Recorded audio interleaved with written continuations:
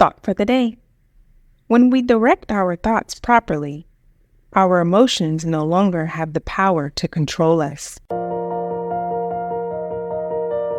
Welcome to 7 Minutes for Yourself. I'm Christina Aina, and I'm so glad you've joined me for what I believe will be 7 of the most enriching minutes of your day. Let's take this time to reconnect with ourselves and improve our well-being. In today's episode of 7 Minutes for Yourself, we explored valuable strategies to help us resist the temptation of overreacting in emotionally charged situations. Have a listen. In a world full of stressful situations, it can be easy to get caught up in all the chaos. But by being mindful of your emotions and learning to keep them in check, you can take back control of your life and make positive changes for the future. In this video, you'll learn how to keep your emotions under control and what you should do in those heated situations. Number 1. Identify your emotional triggers. Identifying your emotional triggers is the first step to controlling your emotions. Emotional triggers are things that make you feel angry or upset. They can be anything from certain people, memories and places, to specific words and even smells.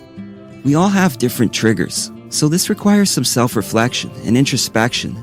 But knowing what triggers your emotions will help you manage them more effectively instead of lashing out in anger. Number 2. Take a few deep breaths. Whenever you find yourself becoming overly agitated, take a minute to breathe and calm yourself so that you don't react in a way you'll regret later. Breathing is one of the most effective ways to calm down quickly when you're angry, upset, or frustrated. This can be especially useful if you're feeling overwhelmed by stress. Taking 3 to 4 deep breaths soothes your nervous system and reduces stress, which in turn helps you relax and feel more in charge of your emotions. Number 3. Don't bottle up strong feelings. You may think that bottling up strong feelings will make them go away, but this is not true. When it comes to controlling your emotions, the key here is regulation, not repression. Regulating your emotions means acknowledging that you have strong feelings and knowing how to best deal with them in a healthy way, like talking about them or writing them down. Repressing your emotions means avoiding or ignoring what you feel and pretending that you don't care about something, when deep down you really do. This can cause a buildup of negative feelings and lead to aggression later on down the road. Number 4. Use I statements instead of you statements. When you're triggered, your emotions might be storming inside you, but know that your choice of words can either help improve the situation or make things worse. When someone says or does something you don't like, it's easy to say things like, "You always do this," or "You never listen." But using such statements will likely just provoke anger and defensiveness from the other person. So instead of putting blame on someone for your emotions, take responsibility and acknowledge how you feel. For example, rather than saying, "You are always late," say, "I feel upset when you are late because it makes me worry about your safety." This keeps it focused on how you feel, instead of making judgments about the other person's behavior. Number 5. Don't raise your voice. Raising your voice is a sign of losing control. When you get angry, it's natural to want to express your feelings and thoughts in the loudest way possible, but this doesn't do anything more than escalate a situation. Conversely, your words will have more power when you use a calm and assertive tone. You may even be able to persuade someone who disagrees with you if your argument is backed by facts and logic. Maintaining your composure helps both parties feel respected and improves communication, making it easier to resolve conflicts. Number 6. Avoid making assumptions. Assuming things about other people's behavior or intentions without being entirely sure of them can lead to some pretty explosive moments. Assumptions are dangerous because they are based on incomplete information. If you make an assumption and overreact based on that, the other person may feel attacked and start overreacting too.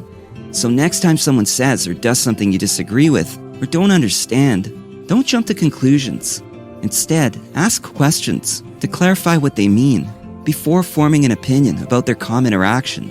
This will allow them to explain themselves more clearly so that you can both fully understand one another's position and move forward constructively. Number 7. Empathize. When you feel like your emotions are getting the best of you, you may get carried away by them instead of staying rational about what's happening around you. This is especially true when dealing with a difficult situation involving another person. But if you want to control your emotions when things get heated, then being able to empathize with others is extremely important. And this requires you to imagine yourself in their shoes and see the situation from their perspective. As hard as it may be at times, you need to keep in mind that everyone has problems and issues. They might be having a bad day or some kind of challenge in their personal life. Look, you may not always agree with someone's behavior or opinions, but having empathy for them will allow you to respond more appropriately. Number 8, take a time out. If you've tried everything and are still struggling to keep your emotions in check, take a time out. It's an effective strategy for preventing overreaction and resolving conflict. It gives you the opportunity to calm down, to think about what you want to say or how you want to say it, and return with a clearer head. This is particularly helpful if the other person makes you feel hurt or defensive. Taking a few minutes alone can help diffuse some of the tension before returning and engaging in constructive dialogue. Remember, when you don't react, you leave space to respond. You can always choose your attitude and the way you process information, even if someone else is trying to provoke a reaction from you. You control your emotions and how they affect your actions. This means that if someone tries to get under your skin, it's ultimately up to you whether or not that incident will spark an emotional reaction in you. That concludes today's episode of 7 Minutes for Yourself. Please take a moment to rate and review the show on Apple Podcasts. Today and every day with your kiddo is a gift. Enjoy it. Thanks for tuning in.